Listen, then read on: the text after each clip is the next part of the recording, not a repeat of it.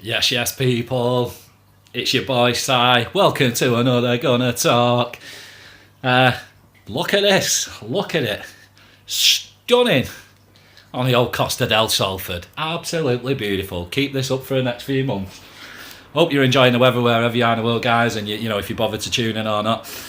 It's going to be I didn't think I'm going to do many of these over the next few months. Some of you that know me know this is a big downtime for me from work, so. And there's not a great deal to talk about, is there? So I won't be pumping these out on a regular basis. I'll just maybe do one a week, wrapping up what's being talked about transfer-wise and, other things that are going on in and around the club. So let's get started. The boring stuff first. It's come out today, and I'm not sure we're going to rock right through, the Europa to Baku anymore. It's just not a good situation, is it, guys? It's pretty fucking embarrassing, to be honest. We all know UEFA are corrupt anyway, and they're just a fucking band of thieves, aren't they? And absolute wankers, to be honest. But this just shouldn't be happening, should it? The news today that Mickey's decided, whether it's him or the club or both have decided, just to have no involvement for his own safety, which I think is a wise decision. That guy coming out saying, I've got your back, I'll look after you. As if you're going to take that as, all right, I'm safe, nice one.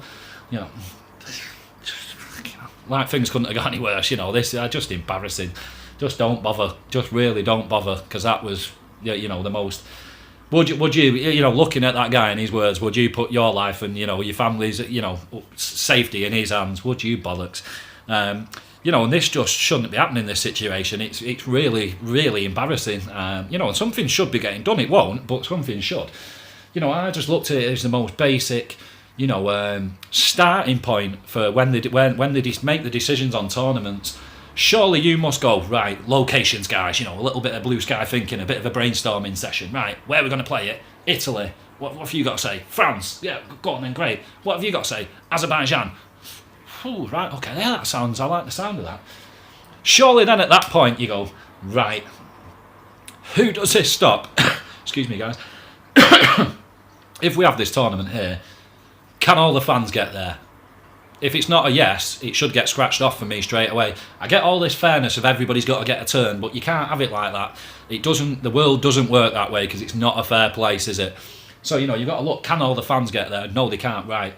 What about all the teams that are there? Well, there's this team that are playing there, but they won't get through the early round, so let's not fucking worry about that. That'll be fine.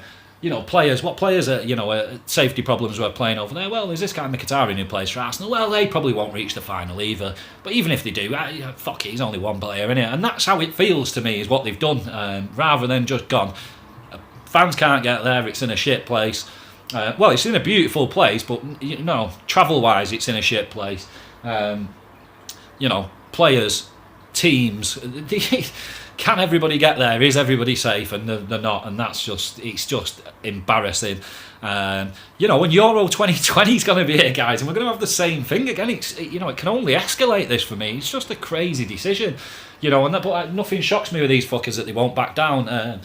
People discussing today boycotting it. Well, it seems most Arsenal and Chelsea fans have already boycotted it, so I don't see. I don't know how that would make much of a difference, but it is what we should do. People always go on about Arsenal with these great, traditional club values and all that. Well, let's show it. Let's see it then. Let's see these traditional values. Let's back out. Do like what, a lot of us do when your mate keeps smiling and you go down to the pub for a pint. You say, yeah, I'll see you down there in half an hour, mate. And you just, get in your undercrackers and stick Netflix on, and you just ignore your phone for a while.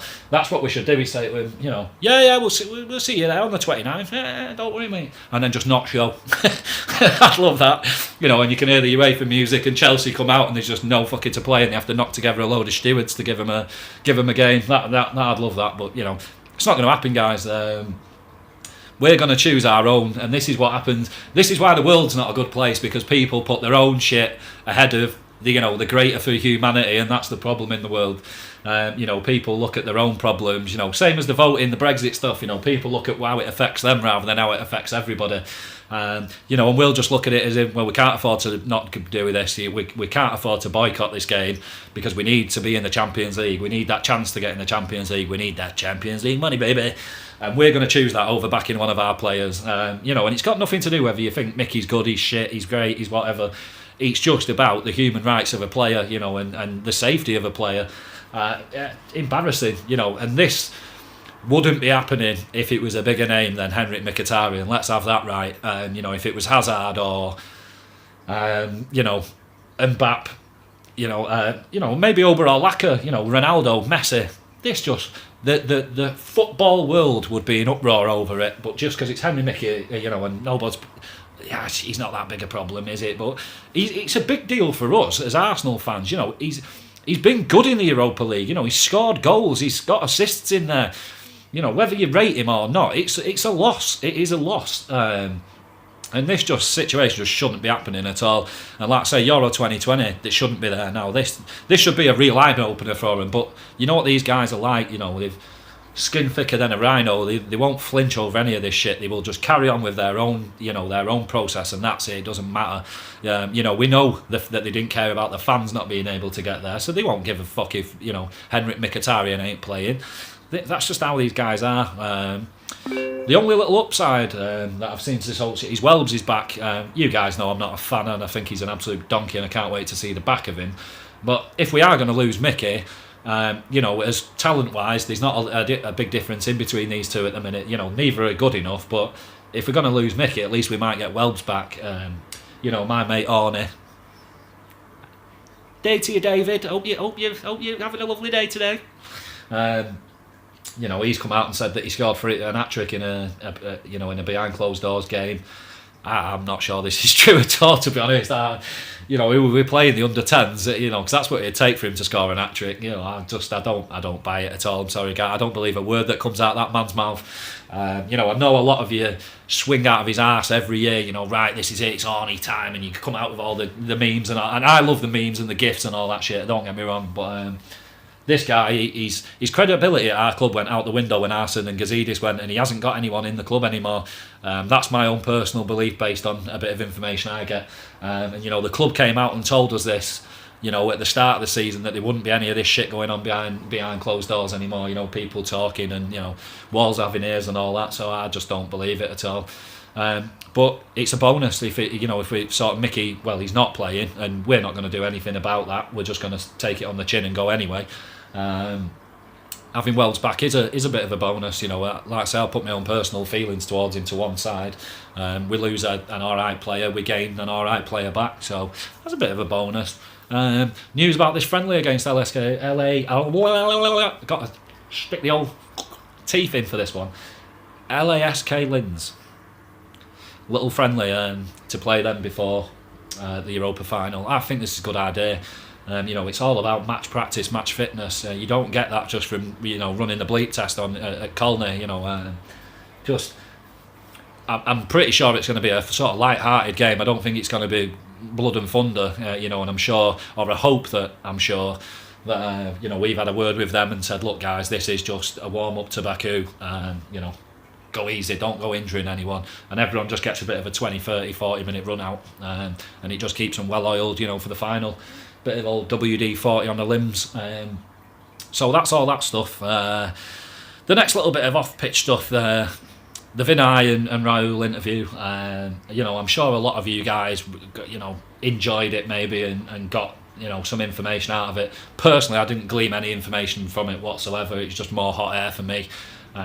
Just sounded like two money men, you know, PR robots, just, you know, reading from an autocue.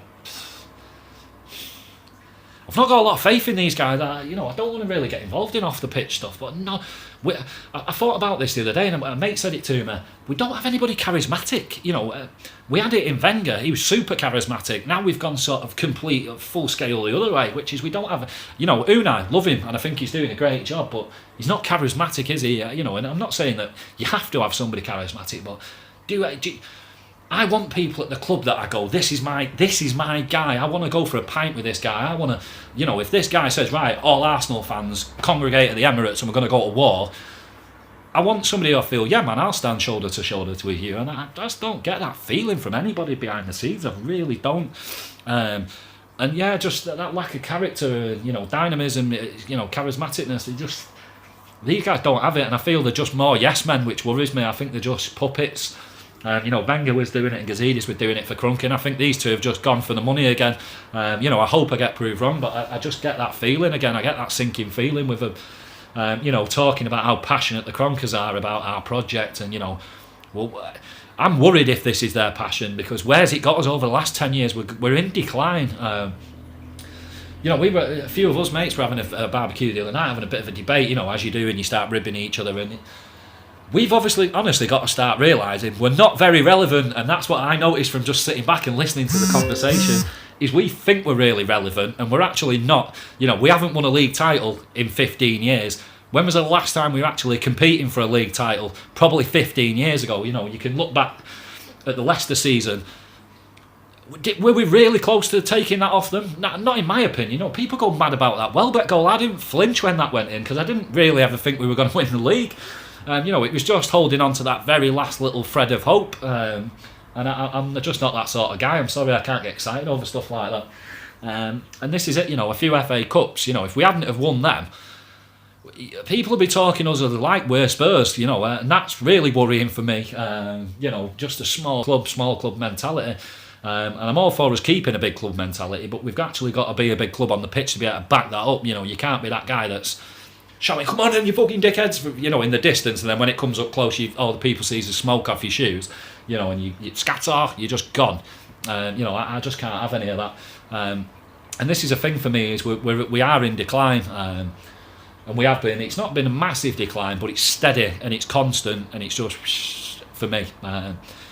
So I didn't want to hear him. It made me angry when I heard him say about their passion towards our product. I thought, what fucking honestly, if this is these guys passionate, I really worry for their wives. I think they must look to be in work and do overtime when it gets to Valentine's Day every year, because they can't wait for this greasy whippy tash knob to climb on and just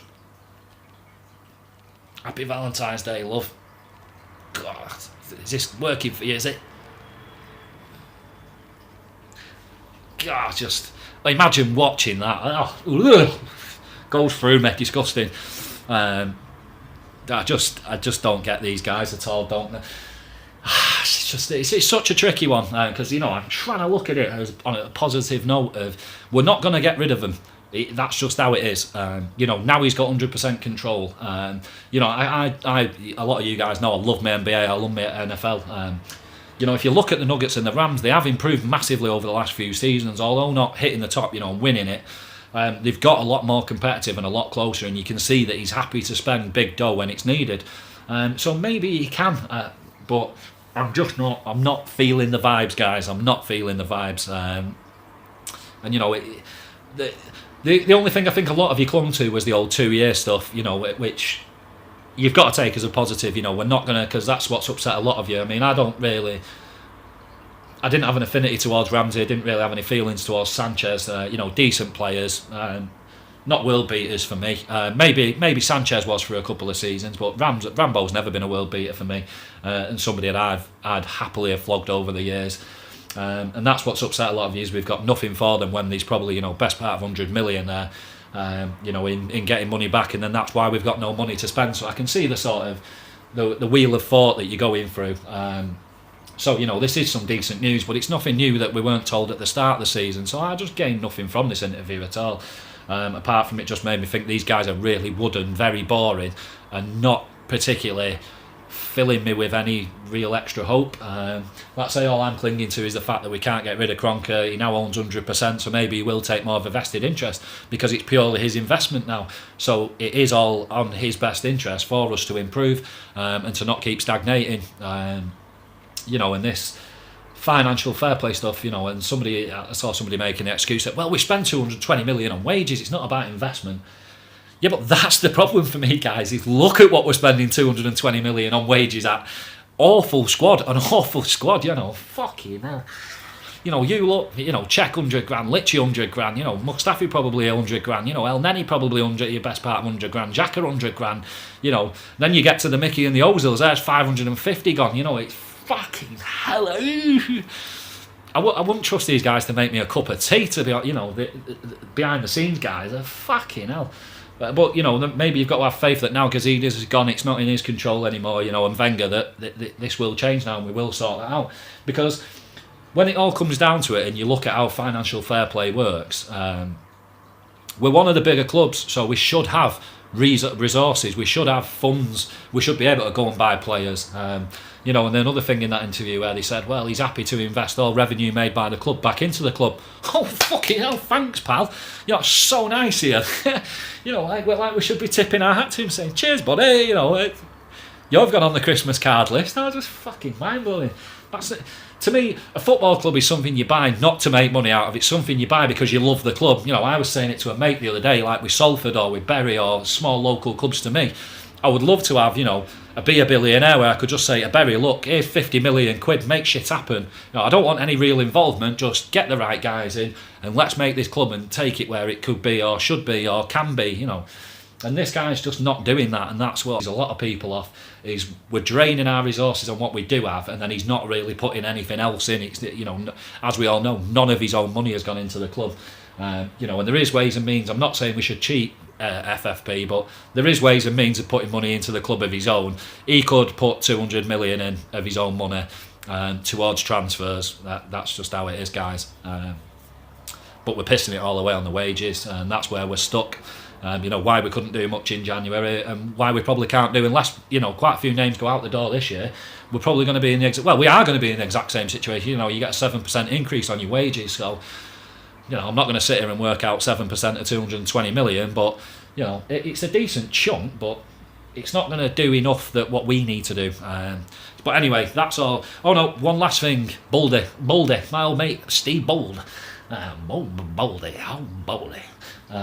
You know, I told you guys last year that he wasn't being allowed to do anything. You know, you're all getting on his back saying, you know, he's shite, he must be a shit defensive coach. I told you, I know for a fact that he wasn't getting to do anything, and the way Wenger was running things on the training pitch were a little bit weird and a bit, you know, sadomasochistic sort of thing. It was all about him, and, you know, if you either get on board with what I'm doing or you do one, you know, and I thought, well, now we'll get to see Bouldy do a bit, and I'm sure Unai will give him a chance, and I just don't think he has either. I think he's used him more as a sort of intermediary sort of character, you know, a bit of a middleman. You know, he knows the lads, you know, the main of the squad apart from the new guys, and he talks better. Well, he does talk better English, maybe not much better, but he talks better English. So I think that's what he was used for. Well, now Unai is used to these guys. His English is improving all the time, so I think Bouldy is going to be gone. You know, and it killed me the other week when we scored that goal and just his lack of passion, sat on the bench. You know, it's Wenger again. You know, that's what I do like about Unai. I like a ranter and a raver. You know, it's like I like my women. I like a screamer. I like a shouter. You know, and that's what I want. God, can't believe I just said that. But you know, that's what I want. I want an animated character. I don't want someone as much as Klopp that's but I want someone that's, you know, that looks like they give a fuck. And we've got that in Unai, you know, and he's met and Juan, two guys that are, you know, are shouters and screamers and make it known that they care and they're passionate. So Freddie taking his spot, I'd be all for that, definitely. You know, he's still doing a fabulous job, you know, with the under-23s and the youth setup. So having that sort of more different type of middleman where he's helping Unai identify youth players that are ready, and, you know, that's much more valuable to me than what Steve Bould is doing at the moment, which is translating Spanish and cutting up oranges and, you know, taking the bibs home once a week to his wife to wash. You know, so that's the club stuff, guys.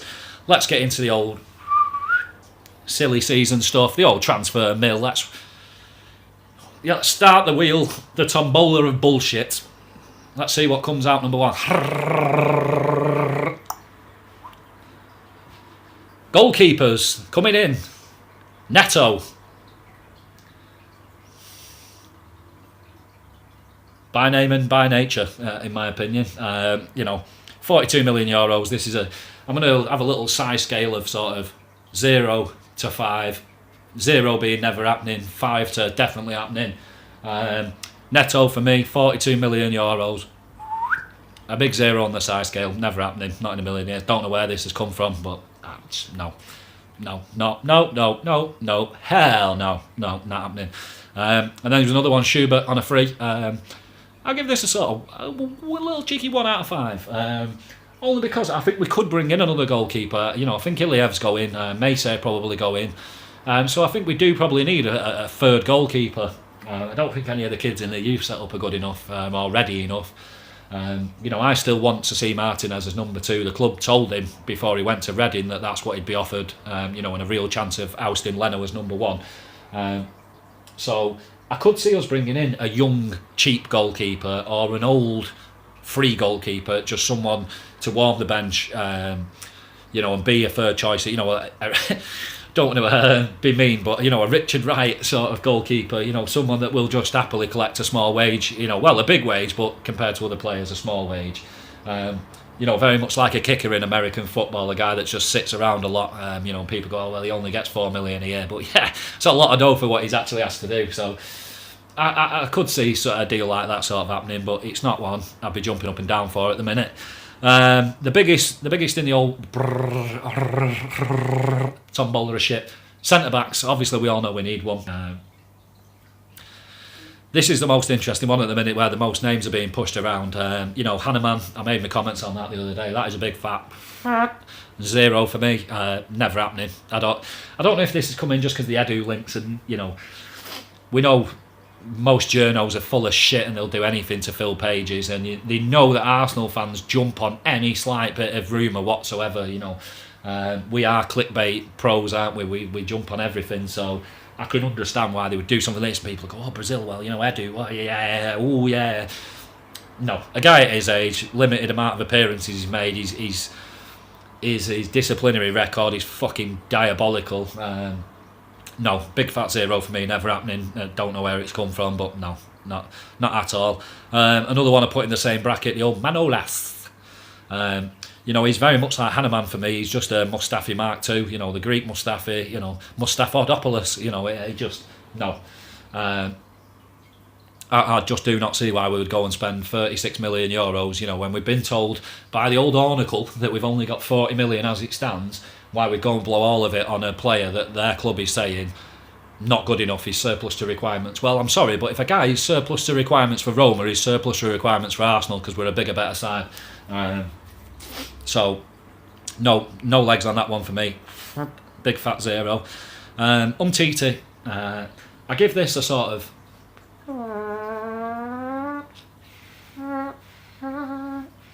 between a 1 and a 2, only because I do know we've had a chat about him with Barcelona, and I know that for a fact, and we pushed around some ideas, but this is very much like someone I'll come to in a minute, where there's a big difference between pushing around the idea of signing somebody and actually saying, right, we're making a concerned effort to try and get this guy in. So I know for a fact we've made inquiries about Umtiti, and the possibility of getting him in. 30, 40 to millions, fair price, based on this knee injury stuff. Now, it's a tricky one, that, because it's whether... I don't think we're in a position at the moment where we could take that sort of risk financially on somebody.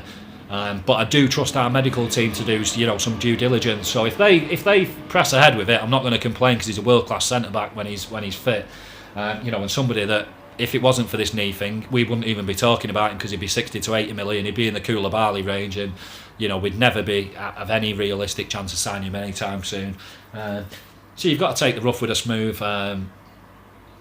Like I say, 1 to 2 out of 5 for me. It could happen, but for the minute I think we've just put feelers out.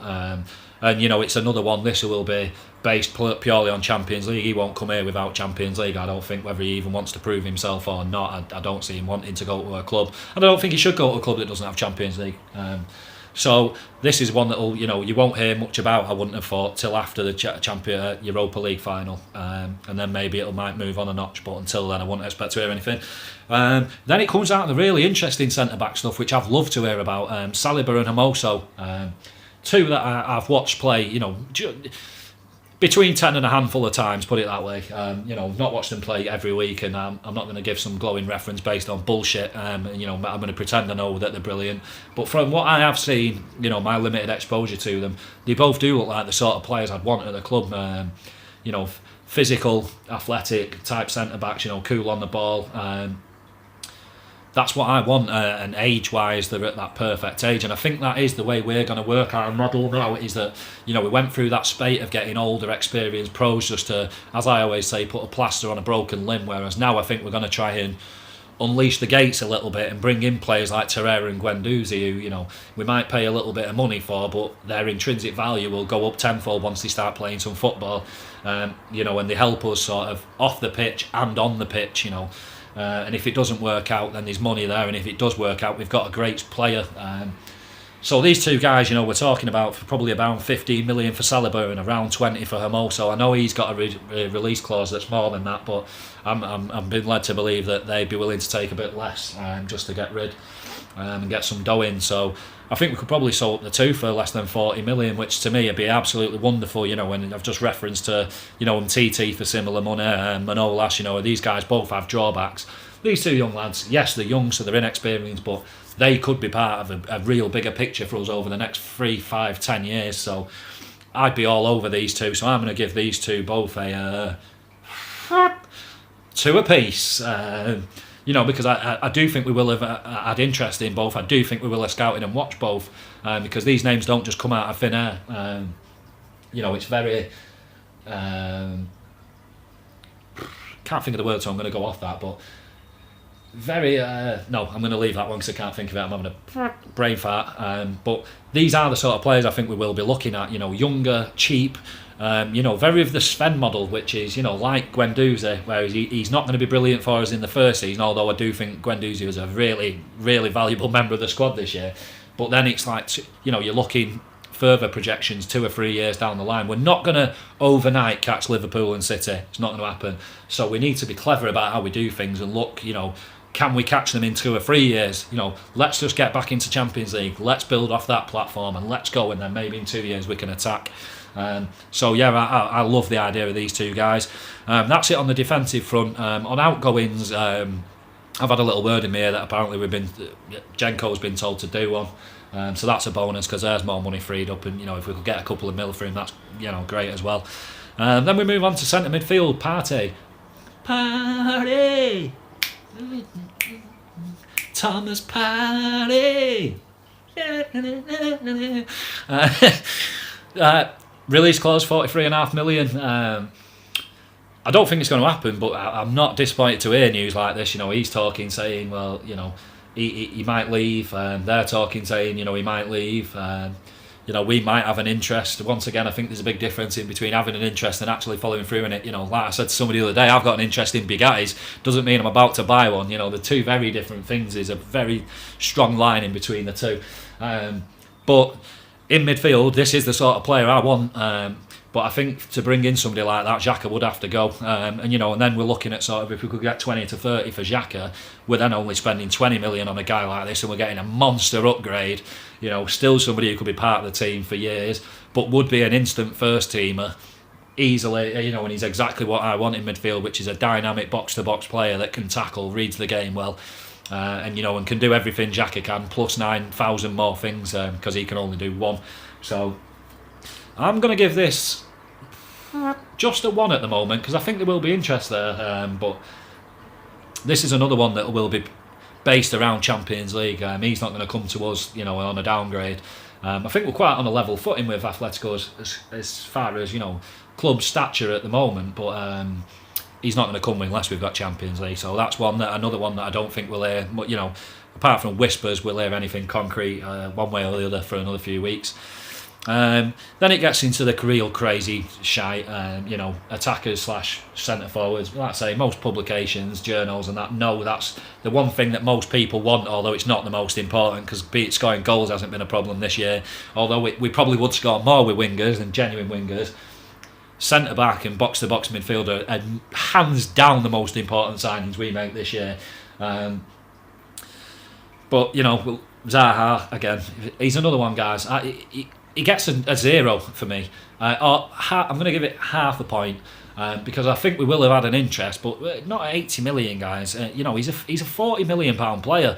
You're getting it twisted, and there's so many of you that sacrifice everything at the club to get somebody like him because you're so desperate for a winger. It's fucking mental, and you need to go and have a word with yourselves because it's honestly you're embarrassing yourselves as normal, rational adults. Your head falls off for a couple of months of these transfer windows.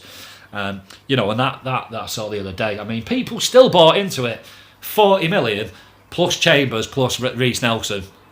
And some of you are like, yeah, do it now, yeah, rubber stamp it, yeah, shake the hand, yeah, do it. Fucking planet are you bastards on, honestly. Honestly, and this is why I say, like, some of you moan about the way the club is run, but if you were left to run the club, we would be liquidised inside fucking hours, because you treat it like champ manager or whatever, and you can't, and that's why I give a lot more credence to these smaller rumours of smaller players, not as big a household names, and I think with this, like Palace, they're pricing everybody out because they don't want to sell. They're not under pressure to sell. So they're trying to price their people out, and they've said that we've seen this now with Wan-Bissaka, 60 million. They're just making these fucking numbers up. It's like I used to do as a workman. If you don't want to do a job, you give them a quote that they won't pay, and if they do pay it, bonus, you're getting paid way too much for doing a job you don't want to do, and that's exactly how I see this. If somebody's mad enough to pay 140 for those two, when realistically they're worth half of that, that's up to that person. But then Palace will go, more fool you, nice one, see you later, and we'll start again. So yeah, he gets a half a point because I think we might have asked and inquired, but we won't be getting involved for that money. Nothing north of 40 million anyway. Maxi Gomez was another one. That gets. I don't know where this came from. Laughable. We're certainly not going to go and spend 45 mil on a striker unless Ober and Laka go, and neither of them two are going anywhere. So yeah, it's just a complete non-starter for me. I'm not really going to waste any more time talking about it. Why would that guy come to us to be a third choice striker? No, not happening. The two that I am really interested in, Claude Maurice and Martinelli. Now Martinelli, I'm giving this a 4.5, because I think this is pretty much a done deal. I just think we've got to wait till the date of when he turns 17 so we can make it official. But this is more of a type of signing that I'm all for. Where we can still do these deals without having a big treasure trove of money. And these are the sort of players that could be world class in the future. We don't know yet, but they're worth taking a punt on. And for £6 million, if it doesn't work out, I'm sure we'd get 20 for him. So I like the idea of this. And then another one, Claude Maurice. Old buddy Dave Seeger, he mentioned this guy a while back and said keep your eye out, this is one we could be interested in.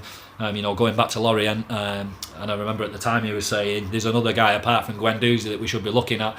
I think that was around Christmas time, so well done Dave, because I like that little cheeky bit of scouting. And he's a kid who I've seen a bit of. I like him, and I think these are two sort of signings. I'm going to give Claude Maurice a 2.5, because I think we'll definitely will have inquired like the other guys. I think we will have scouted him. I think we'll have inquired, but I think there's a lot more chance of these getting pushed through, because it won't be reliant on Champions League and it won't be reliant on budget, because we can make it happen. Looking at what I've just said, Saliba, Hermoso, Claude Maurice, Martinelli, and then you add a box to box like maybe Rabiot for free. We can do all of that even within this shitty 40 million budget that my old mate Arnie talked about. So these are the type of rumours I'm getting excited about. That unknown factor, that's not what we've had in a long time. Like Torreira was like that, Guendouzi was like that, and that's why I got excited about him, because it'd be like, well, I don't know what we're going to get from these guys, but I'm expecting it to be pretty good. And that's how I feel about these guys, is that they would come, and they're going to come and learn from the likes of Laka, Ober, Mesut. Like the Ziyech stuff the other day, talking about these two clubs that I'd love to play for, Arsenal and Barca, and then he's talking about Mesut, and I'm like, well, we've got to keep Mesut now because it gives us a chance of getting this guy, So, although you might hate these guys or not want them to be a part of our team or whatever, they are, what you've got to look at is they are a big draw for younger players or to anyone really, a big draw to a lot of fans, So, that's it for me, guys. That's all my waffling done. I hope I've helped you, take a rational look at some of these signings rather than just losing the plot at anyone that gets mentioned with the club. We had years of that with Higuain and Benzema and Salomon Kalou. We know, guys, that not all of it comes true and a lot of it's just hot air and bullshit. Because a lot of these journos know we're clickbait fiends and we're easy meals, aren't we? So try to not read into everything as much as you guys do, try and look at it like me, just light-hearted, bit of fun, a bit like fantasy football. That's it from me, guys. I'm going to go and have my tea and enjoy some of the sunshine. Take it easy. Si signing out.